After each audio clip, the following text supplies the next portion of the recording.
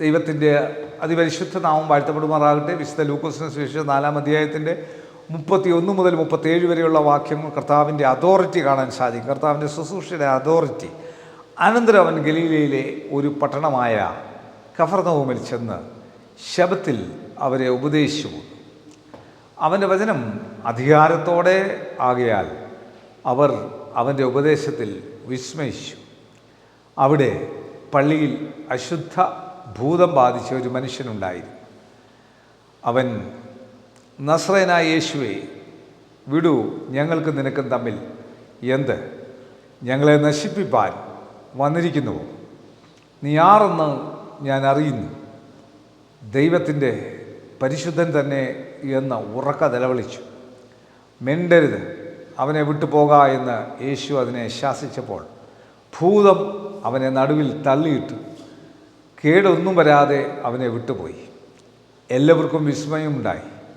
ഈ വചനമെന്ത് അധികാരത്തോടും ശക്തിയോടും കൂടെ അവൻ അശുദ്ധാത്മാക്കളോട് കൽപ്പിക്കുന്നു, അവ പുറപ്പെട്ടു പോകുന്നു എന്ന് തമ്മിൽ പറഞ്ഞുകൊണ്ടിരുന്നു. അവൻ്റെ സ്തുതി ചുറ്റുമുള്ള നാടെങ്ങും പരന്നു. യേശു കർത്താവിൻ്റെ അധികാരത്തിൻ്റെ ഏറ്റവും വലിയ അധികാരമെന്ന് പറയുന്നത് പിശാചുക്കളെ അകറ്റുവാനുള്ള അവകാശം. പിശാച് ആണ് ഒരു വിശുദ്ധ ജീവിതം നയിക്കുന്നവൻ്റെ അശുദ്ധിയുടെ ദൈവം. അശുദ്ധിയുടെ മേലാളായ പിശാചിനെ ശാസിച്ച് പുറത്താക്കാൻ സാധിച്ച യേശുവിൻ്റെ ആ അധികാരം, ദൈവപുത്രനായ യേശുവിൻ്റെ അധികാരം നമ്മൾക്കും ഉണ്ടാകണം. ആ വിശുദ്ധിയിൽ നിൽക്കുവാനുള്ള കെൽപ്പ് എനിക്ക് നിങ്ങൾക്കും ഉണ്ടാകണം.